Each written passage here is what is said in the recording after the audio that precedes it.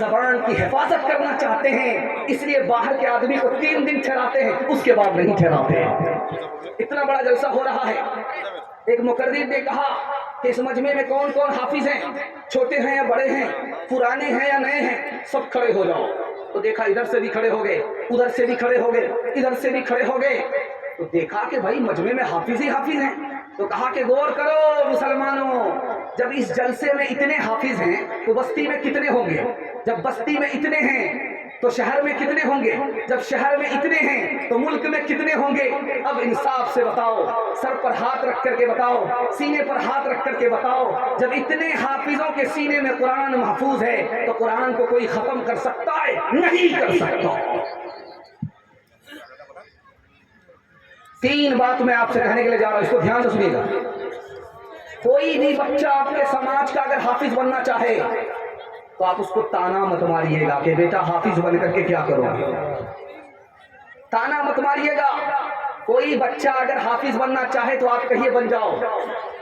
कल अगर आप जहन्नम में फंसेंगे तो वो बच्चा आपको निकालेगा। अगर आप ताना मारेंगे तो आप जहन्नम ही में फंसे रहेंगे, वो बच्चा आपको नहीं निकालेगा।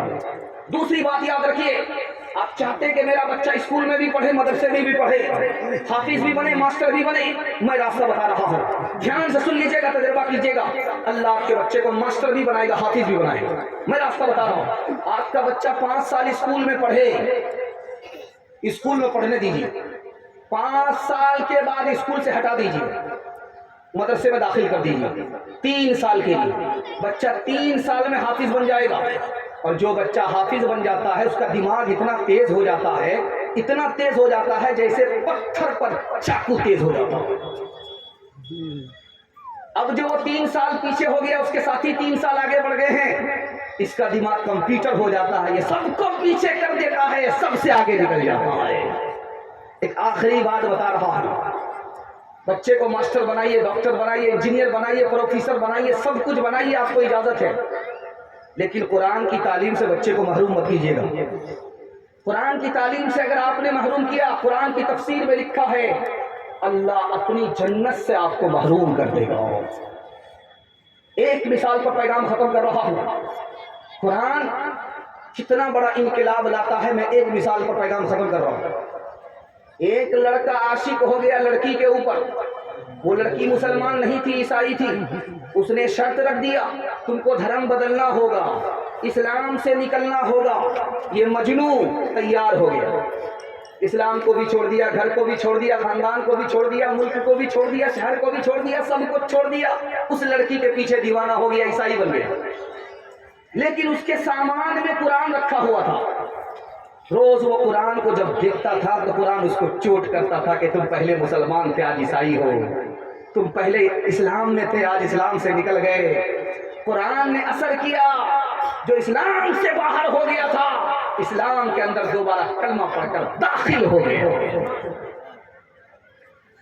कुरान में हमें खुदा ने समझाया है, शैतान ने फलसफे में उलझाया है।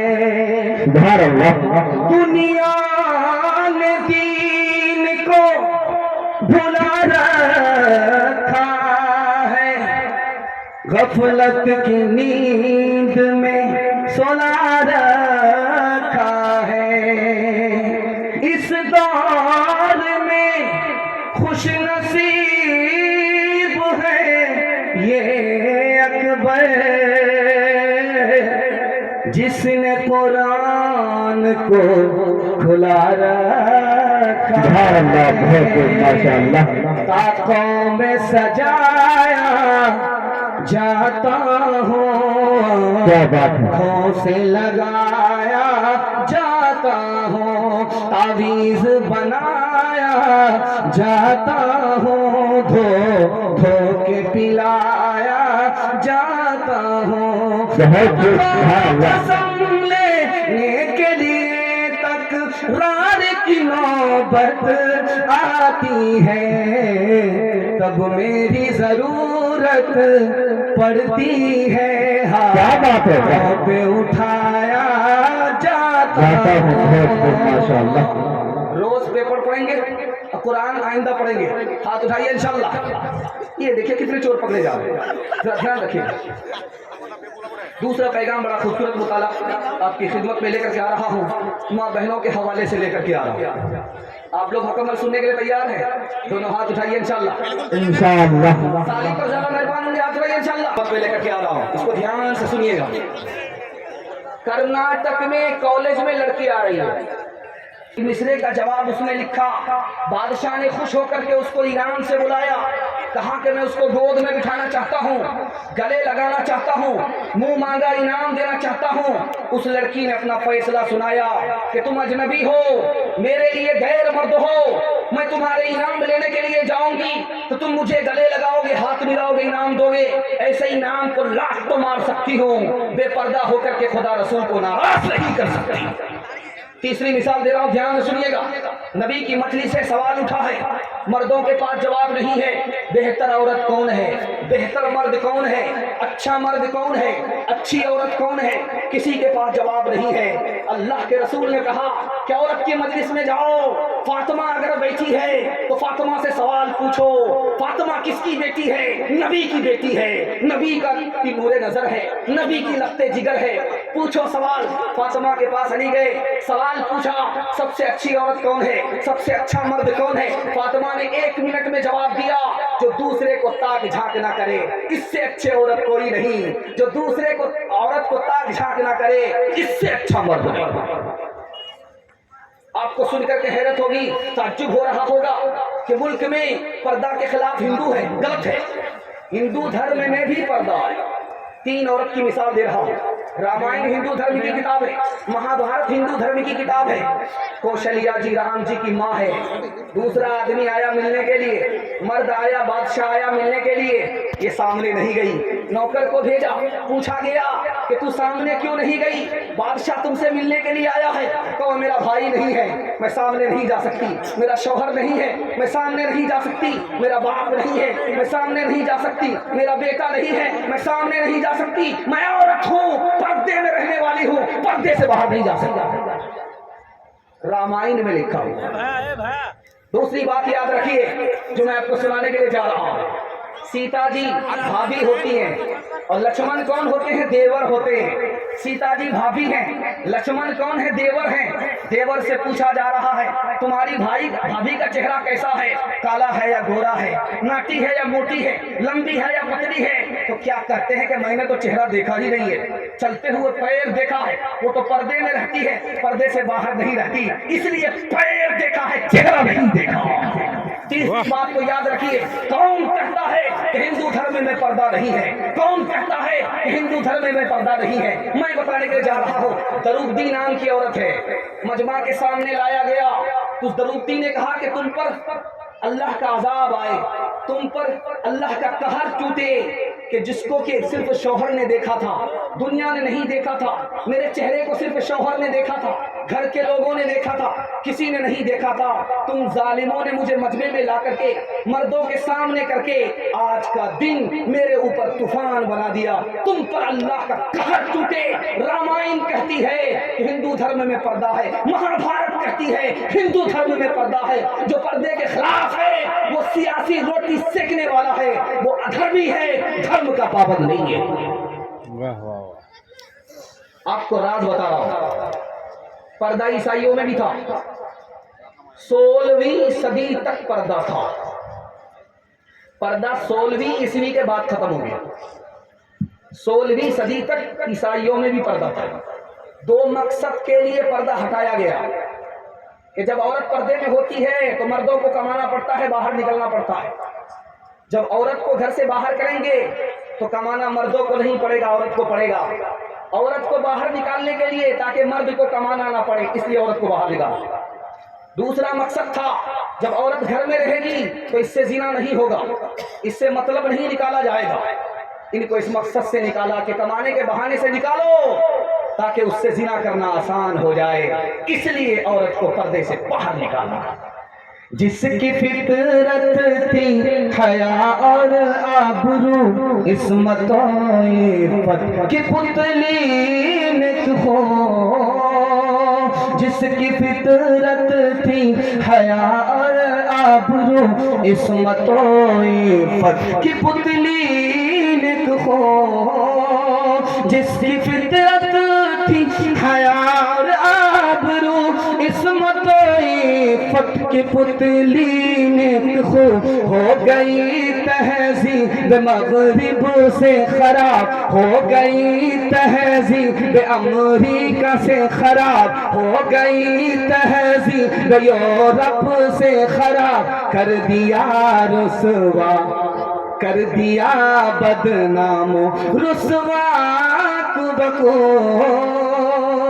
दुनिया में औरतों की कोई इज्जत नहीं रही, फातिमा से अब कोई औरत नहीं रही। होटल में बैठ बैठ के खाती है नाश्ता, आंचल गिरा के सर से ये चलती है रास्ता। होटल में बैठ बैठ के खाती है नाश्ता, आंचल गिरा के सर से ये चलती है रास्ता।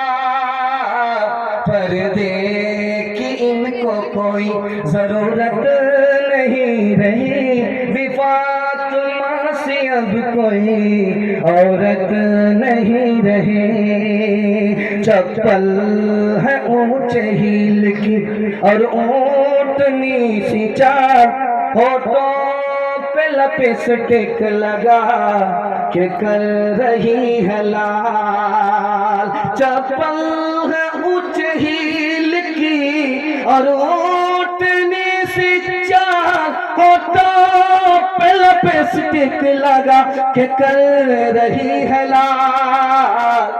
शौहर के सामने कोई जीनत नहीं रही, फातिमा से अब कोई औरत नहीं रही। इंशाअल्लाह बुर्का घर के अंदर होगा, घर से बाहर नहीं होगा। हाथ उठा दिए इंशाअल्लाह। ये देखिए अभी तक पटरी छोड़े हुए हैं, इनका जनाजा ही पढ़ना होगा, जरा ध्यान रखिएगा। दूसरा पैगाम बड़ा खूबसूरत मुताला आपकी खिदमत में लेकर के आ रहा हूँ कि बेवकूफ़ औरत कौन होती है और अक्लमंद औरत कौन होती है। आप लोग यहाँ से लेकर के वहाँ तक सुनने के लिए तैयार हैं? दोनों हाथ उठाइए इंशाअल्लाह। बीवी की बुराई पर माँ बाप को छोड़ देंगे, हाथ उठाइए इंशाअल्लाह। जरा ध्यान रखिएगा, सुनाने के लिए जा रहा हूँ, बहुत खूबसूरत मुताला आपकी खिदमत में आ रहा है। इसको ध्यान से सुनिएगा। बड़ा अच्छा जलसा, आपने मेरा दिल खुश कर दिया। मैं तो मस्जिद में घबरा गया था कि पता नहीं क्या होगा, फातिहा पढ़ना पड़ेगा जाकर। जलसा तो निकल चुका, सिर्फ मिलाद बाकी, अगर वक्ती कराएंगे फातिहा करके निकल जाएंगे। लेकिन अल्लाह का शुक्र है आपने मिलाद को जलसा बना दिया। अल्लाह आपको जज़ाए खैर दे। जरा ध्यान दीजिएगा, मैं आपको सुनाने के लिए जा रहा हूँ बहुत खूबसूरत मुताला आपके खुलूस पर। मैं आपको मुताला दे रहा हूँ, मेरा कोई कमाल नहीं है, सब कमाल आपकी मोहब्बत का है और अल्लाह की कुदरत का है, अल्लाह के फजल का। जरा ध्यान से सुनिएगा, मैं सुनाने के लिए जा रहा हूँ। बीवी कहती है शौहर से, जब मेहमान आता है तो तुम मीठी मीठी बात करते हो। मेहमान कोई आ गया घर में तो तुम मीठी मीठी बात करते हो, जब मेहमान जाता तो लाठी से बात करते हो। बात क्या? तो शौहर का जवाब सुनिए। जब तुम घर में रहती हो तो टीचर फटीचर, फटा पुराना, गई सड़ी हुई गली हुई, गुस्ल नहीं, नया कपड़ा नहीं, कोई मेकअप नहीं, तुम बिल्कुल सड़ी हुई टीचर फटीचर रहते हो। लेकिन जब घर से निकलती हो तो नया कपड़ा संदूक से निकाल करके तब निकलती हो, जैसी तू है वैसा मैं। दूसरी मिसाल दे रहा हूं, ध्यान से सुनिएगा। दो भाई की बीवी है, एक भाई का बाल लग गया, जो बड़ा भाई है उसका बाल कच्चा ही है, छोटा भाई का बाल पक गया। तो पूछने वाले ने कहा कि भाई ये उल्टी गंगा बह रही है, जो बड़ा भाई है उसका बाल अभी कच्चा ही है, बिल्कुल जवान लग रहा है, और तुम छोटे भाई हो, उम्र में छोटे हो, तुम्हारा बाल पक गया। कहा कि बाल कैसे पका? हम बता रहे, मेरे घर में बीवी से रोज झगड़ा होता, उसके घर में कभी झगड़ा ही नहीं होता। हमारे घर में बीवी से रोज झगड़ा होता, रोज महाभारत होती है, रोज जंग होती है। उस जंग ने, उस झगड़े ने मुझे वक्त से पहले बूढ़ा कर दिया। तीसरी मिसाल दे रहा हूँ, ध्यान सुनिएगा। शौहर पंजाब से आ रहा है, बीवी से कह रहा है काश मेरे पास पैसा होता, टिकट से ज्यादा पैसा होता तो मैं तुम्हारे लिए बंदर बहुत अच्छा मिल रहा था खरीद करके लाता, बंदर बहुत अच्छा मिल रहा था, लेकिन पैसा ज्यादा नहीं था, टिकट ही तक था, इसलिए छोड़ दिया। बड़ा अफसोस हुआ, वरना अगर पैसा होता, ज्यादा पैसा होता, मैं तुम्हारे लिए बंदर खरीद करके लाता। तो बीवी ने कैसे, में घबराने की क्या बात है, सबसे बड़े बंदर तो मेरे लिए आप ही है। चौथा नमूना ला रहा हूं, ध्यान से सुनिएगा। जिसकी बीवी मर जाती है उसका नाम होता है रंडुआ। जिसकी बीवी मर जाती है उसको कहते हैं रंडुआ, और जिसका शौहर मर जाता है उसको कहा जाता है बेवा। जिसका शौहर मर गया उसको बेवा कहा जाता है, और जिसकी बीवी मर गई उसको रंडुआ कहा जाता है। रंडुआ और बेवा आपने समझ लिया। इसको समझने के बाद मैं आपको समझाने के लिए जो जा रहा हूं उसको थोड़ा ध्यान से सुनिएगा। शौहर ख्वाब देखता है और ख्वाब से बेदार हुआ, रोने लगा। शौहर ने ख्वाब देखा और बेदार हुआ तो रोने लगा। बीवी आई तसल्ली देने के लिए, कहा क्यों रोते हो? कहा मैंने ख्वाब देखा है कि तू मर गई है, मैं रंडुआ हो गया हूँ। तू मर गई है, मैं रंडुआ हो गया हूँ, इसलिए रो रहा हूँ। तो बीवी भी ऐसी ही बेवकूफ थी, ऐन की बहन गई। उसने कहा कि तू रंडुआ ना हो, मैं अल्लाह से दुआ करती हूँ भले मैं ही बेवा हो जाऊं। चौथा नमूना ले रखा है, ध्यान सुनिएगा। नदी उत्तर दक्षिण बह रही है, उत्तर से पानी आता है, दक्षिण जा रहा। एक आदमी नदी के किनारे रो रहा। पूछने वाले ने कहा कि क्यों रोते हो? कहा कि मेरी बीवी डूब गई है, उसको तलाश कर रहा हूं, इसलिए रो रहा हूं। अरे अल्लाह के बंदे, पानी तो उधर जा रहा, उधर ना तलाश करोगे?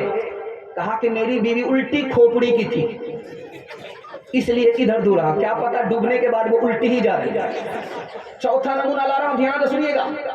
आप लोग फेसबुक में लड़की को पसंद करते हैं, आप लोग मोबाइल में लड़की को पसंद करते हैं, वो लड़की नहीं होती, पाकिटमार होती। ध्यान दीजिएगा, आप कहीं के नहीं रहेंगे उससे निकाह करने के बाद। वो बच्चे की भी मालिक हो जाएगी, घर की भी मालिक हो जाएगी, आपको लात मार देगी। आप धोबी के गधे होंगे, उससे भी बदतर होंगे, न घर के रहेंगे न घाट के रहेंगे। इंशाल्लाह बाप की पसंद से नहीं, अपनी पसंद से निकाह करेंगे। हाथ लगाइए इंशाल्लाह। ये देखिए फिर भी उठा, जरा ध्यान रखिएगा, ध्यान दीजिएगा। बहुत खूबसूरत मुताला आपकी खिदमत